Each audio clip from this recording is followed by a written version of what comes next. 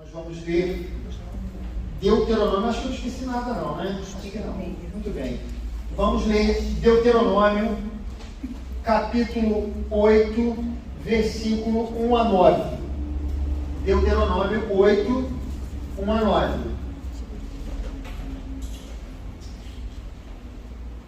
Muito bem. Continuamos na nossa série de pregações baseada na nossa leitura bíblica devocional. Você já sabe disso, mas eu continuo falando sobre isso, né? Porque isso de fato é uma coisa importante da igreja. Então, toda semana nós lemos alguns capítulos da Bíblia e depois nós comentamos cada dia e também no final de semana nós escolhemos um dos textos para a gente poder pregar. Se você encontrou, eu peço que você fique de pé para que a gente faça a leitura da palavra do Senhor. Deuteronômio 8, 1 a 9.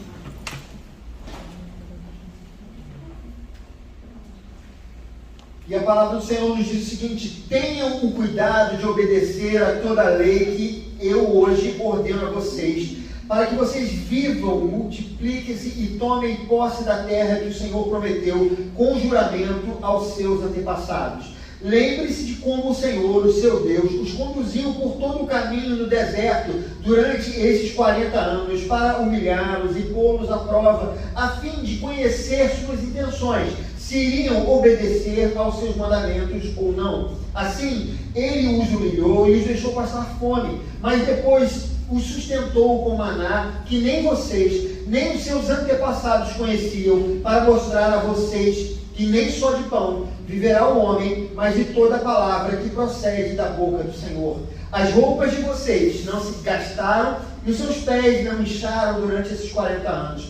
Saibam, pois, em seu coração que, assim como um homem disciplina o seu filho, da mesma forma o Senhor, o seu Deus, os disciplina. Obedeçam aos mandamentos do Senhor, o seu Deus, andando em seus caminhos, e dele tendo temor, pois o Senhor, o seu Deus, o está levando a uma boa terra cheia de riachos e tanques de água, de fontes que jorram nos vales e nas colinas, terra de trigo, cevada, videiras e figueiras, de romanceiras, azeite de oliva e mel, terra onde não faltará pão e onde não terão falta de nada, terra onde as rochas têm ferro e onde vocês poderão extrair cobre das colinas. Amém. Vamos orar.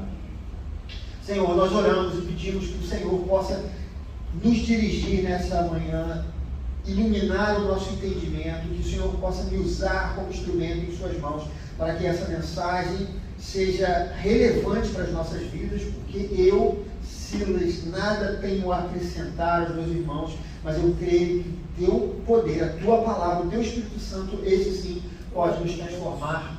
Transforma-nos, em nome de Jesus. Amém. Nós podemos sentar. Muito bem, queridos. Esse nome Deuteronômio, né? Uma palavra bem diferente que nós temos aqui, ele é uma junção de duas palavras gregas. A primeira é deutero, que significa segundo, e a segunda é nomia, que significa lei. Mas o livro, originalmente no hebraico, ele não tem esse título, né? O título no hebraico é exatamente estas são as palavras. No grego, Deuteronômio significa segunda lei, porque se trata de uma repetição das leis de Deus dadas no deserto. Mas talvez o título mais significativo seja o primeiro, seja o original. Exatamente, o título que é: estas são as palavras de Moisés. Né? Na verdade, o título é: estas são as palavras, porque o título era dado com as primeiras palavras do livro. Então, de modo bem objetivo, eles nomeavam o título com as primeiras palavras. Mas esse título tem muito a ver com essas palavras. Esse título é de fato significativo, porque este livro é formado de palavras.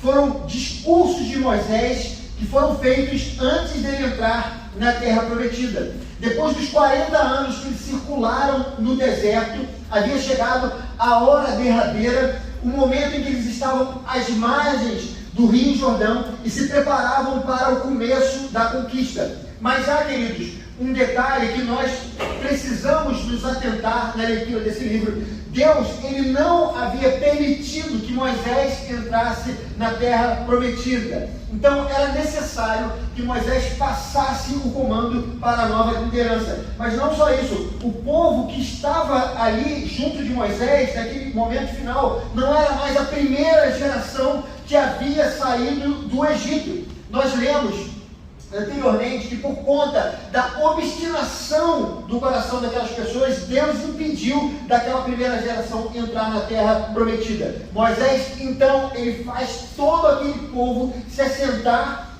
nas colinas ali de Moabe, e ele então começa uma série de discursos relembrando os últimos 40 anos que Israel tinha vivido. Esse livro é como se fosse, irmãos, um registro de ata, né? Quem participa às vezes de reunião que precisa ser feito, aquilo que precisa, que a pauta da reunião, ela precisa ser documentada. A gente sabe que o procedimento é um livro de ata que diz exatamente tudo o que aconteceu e todas as decisões tomadas na reunião. Então, aquilo é registrado como se fosse um documento. Então, era necessário o registro para que a experiência, aquela experiência que eles viveram durante os 40 anos, jamais fosse esquecida. Porque ali no deserto, eles haviam recebido a lei de Deus, porque ali eles haviam feito uma aliança, porque eles testemunharam poderosamente da mão divina, porque ali a primeira geração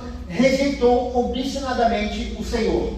E não só isso, irmãos, naquele momento a aliança do Sinai estava sendo confirmada com a segunda geração. Ela havia sido feita com a primeira geração no Sinai, e agora, próximo ao Jordão, ali nas colinas de Moabe, ela estava sendo reafirmada. Por conta disso, Moisés se viu na responsabilidade de reavivar a memória do povo. Era necessário que eles tivessem a mentalidade correta para que pudessem entrar naquela terra prometida. E quais, irmãos, são os pontos destacados por Moisés? Qual era a importância dessas falas para o povo naquele momento?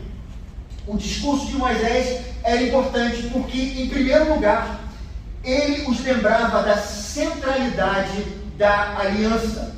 Desde os tempos de Abraão, Deus havia firmado um compromisso com aquele povo. Muito antes da nação existir, Deus já havia feito uma promessa. Deus havia dito a Abraão o seguinte: se você andar na minha presença e se você for perfeito, eu vou te abençoar, vou fazer você prosperar, eu vou te dar um filho, vou fazer desse filho uma grande nação, e através dessa geração eu abençoarei todas as famílias da terra. Esse compromisso de Deus se estendeu também ao seu filho Isaac e seu filho Jacó. Assim, depois de 400 anos no Egito, o Deus dos antepassados reapareceu aos descendentes de Jacó e reafirmou o contrato com todos eles. Era importante que Moisés os relembrasse que bênçãos e maldições estavam prescritas naquele contrato. No entanto, irmãos, havia fatores condicionais.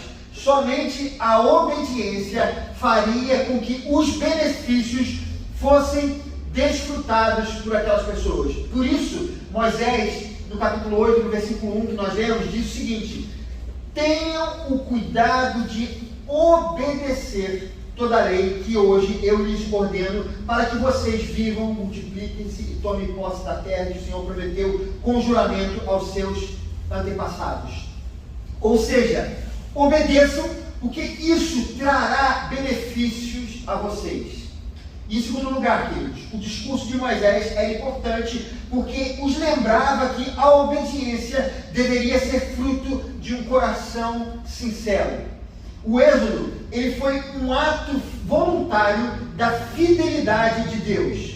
Deus havia prometido a Abraão 400 anos antes, quando ele fez aquela primeira promessa a Abraão, que a descendência dele cresceria muito, eles se tornariam uma nação e que eles ficariam presos por 400 anos no Egito. E Deus prometeu que os livraria daquele lugar, daquela escravidão. Mas, queridos, a partir do Sinai, as coisas mudaram. A promessa que havia sido feita a Abraão, Isaac e Jacó, no Sinai agora ela é direcionada para o povo em geral. A partir do Sinai, essa relação de Deus com Abraão e Isaac mudou e se estendeu para as demais pessoas do povo de Israel. A geração que saiu do Egito havia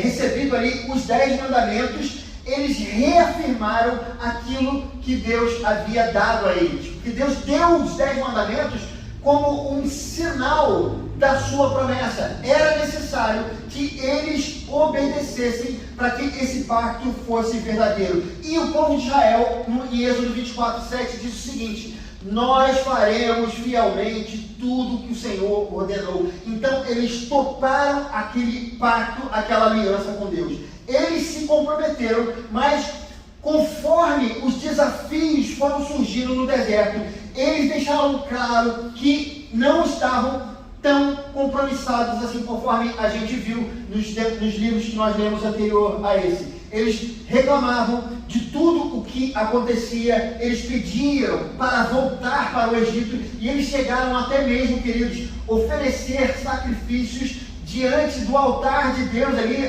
nas proximidades, né, do altar de Deus, do lado de fora ali do acampamento, mais próximo, chegaram a oferecer sacrifícios e oferendas aos deuses cananeus.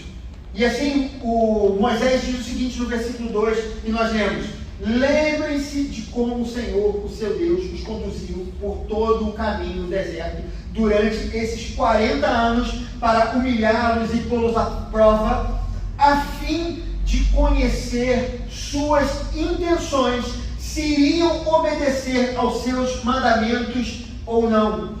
E aí, queridos, eu destaco desse versículo que nós lemos, o trecho que fala a fim de conhecer suas intenções. Na verdade, o que nós entendemos é que de alguma forma Deus sabia o que estava acontecendo no coração daquelas pessoas, e Deus queria apenas, através daquele processo do deserto, trazer à tona o que de fato aquelas pessoas escondiam. Em Jeremias capítulo 17, versículo 9, diz o seguinte, queridos: o coração do homem é enganoso. E o versículo 10, o versículo seguinte, diz o seguinte: eu sou o Senhor que sonda o coração e examina a mente para recompensar a cada um de acordo com a sua conduta. Ou seja, ninguém consegue fugir do discernimento divino. O povo de Israel, ele passava por um detector divino, e Deus sabia que o coração deles era de fato obstinado, e o deserto serviu com esse fim para demonstrar aquilo que estava ali dentro. O que descobrimos é que os 40 anos de deserto, entre outras coisas, foi o meio pelo qual Deus fez manifestar o que havia dentro do coração daquela primeira geração. Irmãos, os livros de Êxodo, Levítico e Números nos mostram uma progressão dessa obstinação. Primeiro, eles começaram murmurando por não existir recursos no deserto. Aí Deus supriu com recursos aquilo que eles precisavam. E aí eles começaram a murmurar porque os recursos não eram suficientes, ou não eram bons o suficiente para eles. Depois eles começaram a reclamar da liderança de Moisés e Arão, dizendo que aquela liderança não era boa, eles não queriam esses líderes para eles. E por último, o Deus de Israel não era suficientemente bom para eles, e por isso eles ofereceram ofertas a Baal Peor, conforme a gente viu na última mensagem que eu preguei aqui. Os 40 anos serviram para expor a alma daquela primeira leva. Assim, a próxima geração, queridos, ouvindo aquele discurso de Moisés, ela deveria evitar esse tipo de pecado. Deus, ele não requeria uma religiosidade mística ou meramente ritualística, como eles haviam conhecido no Egito. Deus demonstrava fidelidade através daquilo que estava acontecendo ali no deserto. É como se Deus estivesse dizendo: confiem em mim, eu vou prover vocês, eu não vou abandonar vocês no deserto, eu pessoalmente irei sustentá-los Afinal, nem só de pão viverá o homem, mas de toda a palavra que procede da boca do Senhor, conforme lemos no versículo 3. Ou seja, não são as comidas ou bebidas do Egito o sustento de vocês, não são os elementos físicos, o maná ou qualquer outra coisa, aquilo que irá sustentar a sua vida, mas sim a promessa de um Deus que se mostrou confiável, um Deus que é fiel através da sua palavra. Ele é quem lhes providenciará em Canaã, a terra que vocês conquistarem, o sustento que vocês precisam. Amados, por mais que o livro de Deuteronômio pareça uma repetição, como eu falei no começo, ou um resumo de Êxodo, Levítico e Números, na verdade, ele é muito mais do que isso. Pela primeira vez em toda a Bíblia, nós vemos exemplificado o tipo de relação que Deus está propondo a Israel. Mas qual seria esse tipo de relacionamento que esse Deus pessoal propunha a esse povo?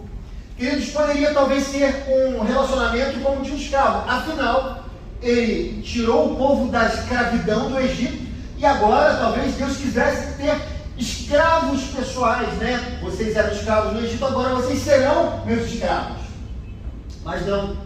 Talvez, quem sabe, aquele mesmo tipo de relacionamento profissional que muitas vezes nós temos com colegas de trabalho ou pessoas que trabalham na mesma empresa e nós damos aquele bom dia e tal, mas nós não temos intimidade, nós apenas interagimos profissionalmente. De repente Deus falava, eu tiro vocês aqui porque eu prometi, mas vocês ficam aí e eu aqui, ofereçam sacrifícios, e aí se eu gostar dos sacrifícios, eu dou a bênção para vocês. Mas não era isso que Deus estava fazendo. Ou, talvez, quem sabe, uma relação como nós temos com os nossos pets, né? Com a nossa fusquita lá em casa, a cachorra toda velhinha, toda quebradinha, que nós amamos muito, mas ela é um animal, ela é um cachorro. Não é um relacionamento tão profundo assim, né? Nós gostamos da fusquita, mas ela é apenas um pet. Quem sabe, Deus, o Criador, criou aquelas pessoas e falou, não, vou tratar vocês como um bichinho, né? Que eu gosto, passa a mãozinha na cabeça e tal, mas não foi isso. Moisés, em Deuteronômio, ele conclama o povo ao amor a Deus. Na verdade, o que nós descobrimos em Deuteronômio pela primeira vez é que desde o início Deus estava propondo um relacionamento de afeto com os patriarcas e com a sua descendência. No capítulo anterior a esse que nós lemos, capítulo 7, versículos 7 e 8, a gente lê o seguinte: o Senhor não se afeiçoou a vocês, nem os escolheu por serem mais numerosos do que os outros povos, pois vocês eram o menor de todos os povos, mas foi porque o Senhor os amou. E no texto, queridos, de hoje, ele identifica qual é o tipo de amor que Deus tem para com eles. E esse tipo é exemplificado na figura do pai que disciplina o filho. Ao contrário, irmãos, do que se pensa, amar os filhos, né, não é apenas acarinhá-los, mas é também discipliná-los. A disciplina é uma das maiores demonstrações de amor que os pais podem ter para com os filhos, né? E eu nesse momento, eu me lembro de uma situação que eu vivi, uma experiência pessoal, quando a Ana Luísa ainda era bem pequenininha, ela devia ter por volta de uns 3 anos de idade. A moça que trabalhava com a gente lá em casa, como se fosse uma babá, né? Ela não pôde mais continuar, e aí nós readaptamos a nossa rotina. Ela não se deu bem na creche, então eu tomei a responsabilidade, né? Desmarquei meus compromissos pela manhã, e todos os dias eu preparava a Ana Luísa para a escola. Então eu passeava com ela de manhã, depois eu esquentava o almoço que ela tinha preparado, dava um banhozinho nela, né? Dava a comida, fazia até mesmo, sabe aquele coque de balé? Eu fazia aquilo, ficava ruim beça, mas eu fazia com todo o meu coração, e eu tentava melhorar todo dia, mas nunca consegui melhorar. Mas eu me esforçava o suficiente. E nessa adaptação de Ana Luísa a essa nova forma da gente trabalhar, né, da gente conduzir a educação dela, ela simplesmente um dia ela cismou que ela não iria mais almoçar, que ela não queria almoçar. E a hora foi passando, eu ficando preocupado com aquilo, né? Fiz o corte, fiz o que precisava fazer e levei ela para a escola, né? Ela estudava de tarde.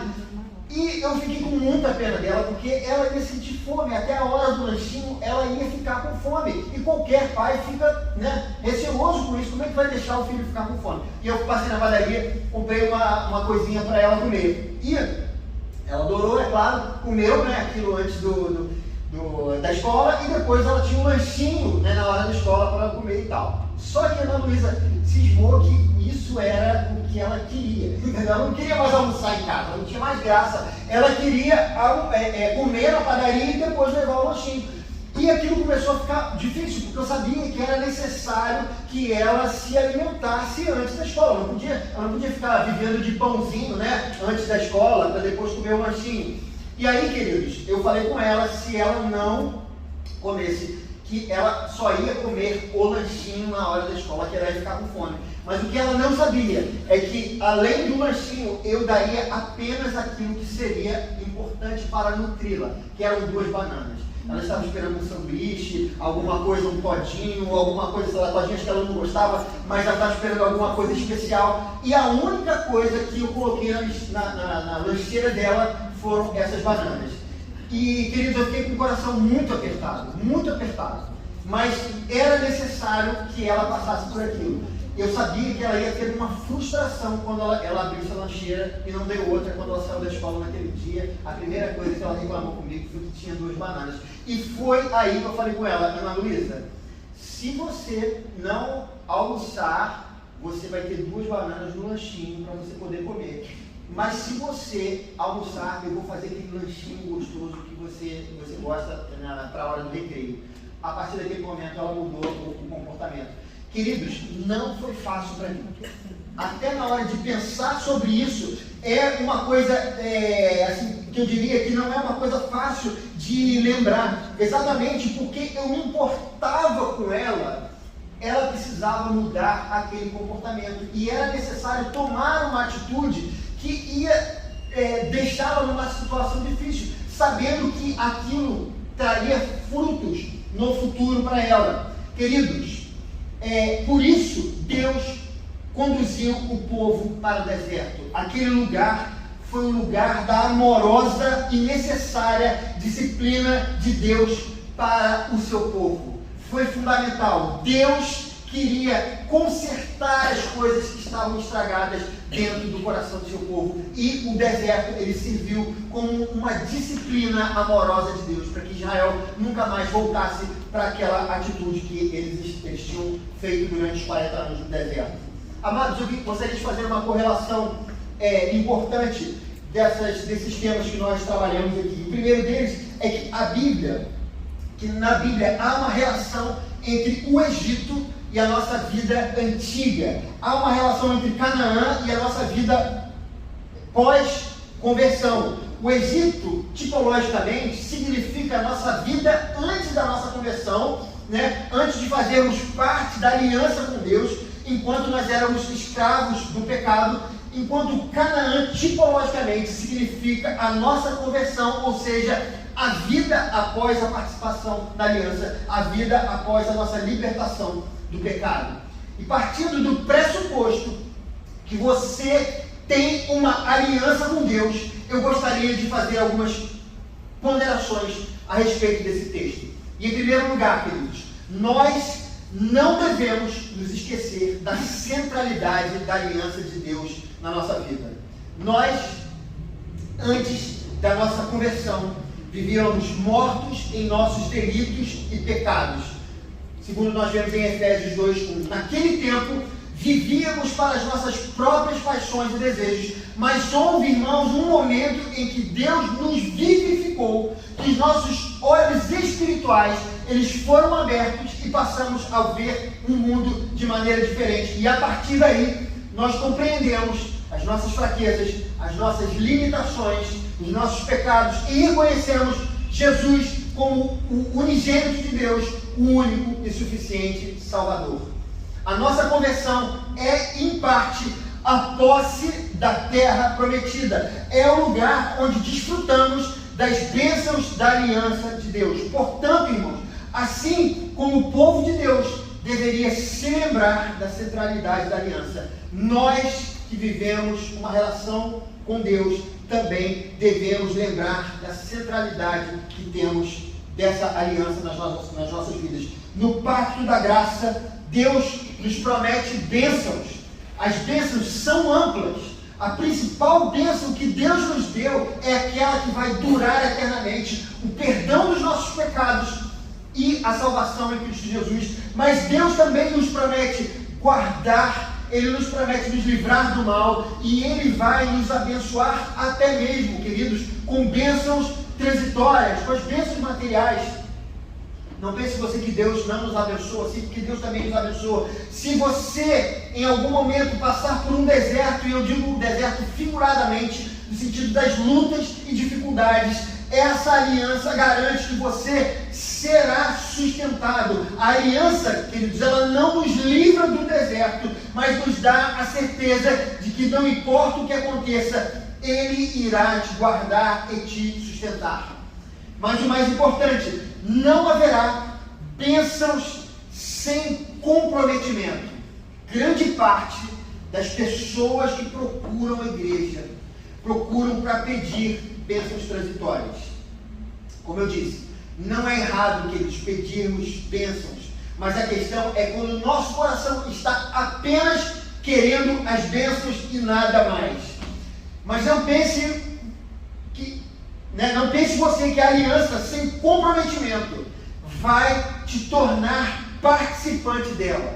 Não é, queridos, o fato de eu ir à igreja, de eu ser religioso, de eu me vestir de uma determinada forma, ou de eu ser ordenado pastor, ou seja lá o que for, que isso vai me dar uma participação automática nas bênçãos de Deus. Não será assim. Nenhum relacionamento pode existir sem que haja compromisso mútuo. Deus está nos propondo um relacionamento, então não adianta você desejar que Ele se relacione com você, Ele te sirva de todas as bênçãos e que você não tome nenhuma atitude, não tome nenhum passo em direção a Ele.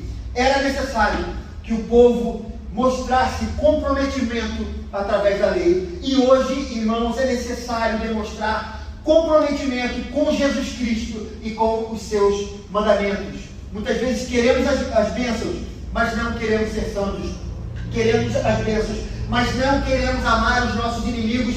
Queremos as bênçãos, mas não desejamos amar o próximo. Queremos as bênçãos, mas não desejamos perdoar aos que nos ofenderam.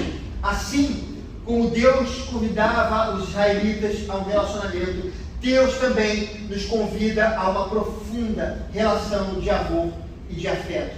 Muitas coisas podem acontecer com você, às vezes crises no âmbito profissional, ou então no âmbito familiar, ou outras vezes nas questões relacionadas à saúde, ou às vezes sofremos problemas, com questões macroeconômicas. Algo acontece do outro lado do mundo e que atinge o seu trabalho, o seu emprego, ou os seus recursos financeiros, ou até mesmo, querido, quando nós somos afligidos pela violência que estamos cercados a cada dia. No entanto, de alguma forma, Deus está conduzindo todas as coisas para aqueles que estão aliançados com Ele.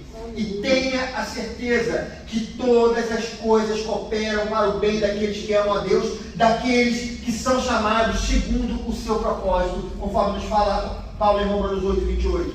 O certo, queridos, é que o universo exerce sobre nós uma força muito grande, exerce um controle muito forte sobre nós, e andar sozinho nesse mundo, contando com a proteção do acaso, é o mesmo que decidir os rumos da sua vida através do cara e do coroa. Com quem você pode contar se você está sozinho na sua vida?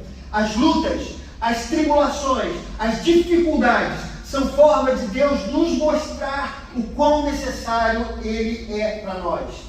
Em Jesus Cristo não temos apenas a salvação, isso, queridos, já é maravilhoso, já seria o suficiente para nós, mas temos em Jesus Cristo também o convite para nos tornarmos filhos de Deus. E como Pai, Ele deseja cuidar de você, Ele deseja guiar os seus passos.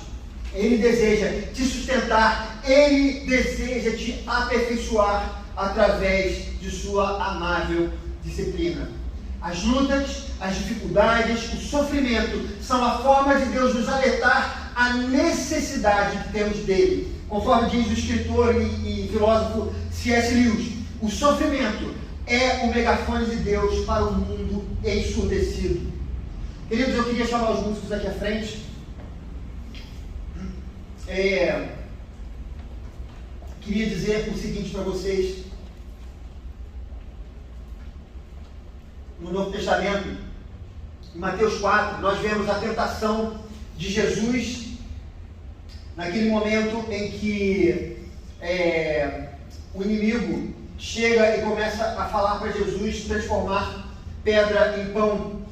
E Jesus, ele recita exatamente esse versículo de Deuteronômio, que nós lemos o capítulo 8, versículo 3. Jesus diz o seguinte em Mateus 4:4: nem só de pão viverá o homem, mas de toda a palavra que procede da boca de Deus. O que Jesus está nos ensinando, quando ele cita esse texto de Deuteronômio 8:3, é que a vida é muito mais do que a sua aparência.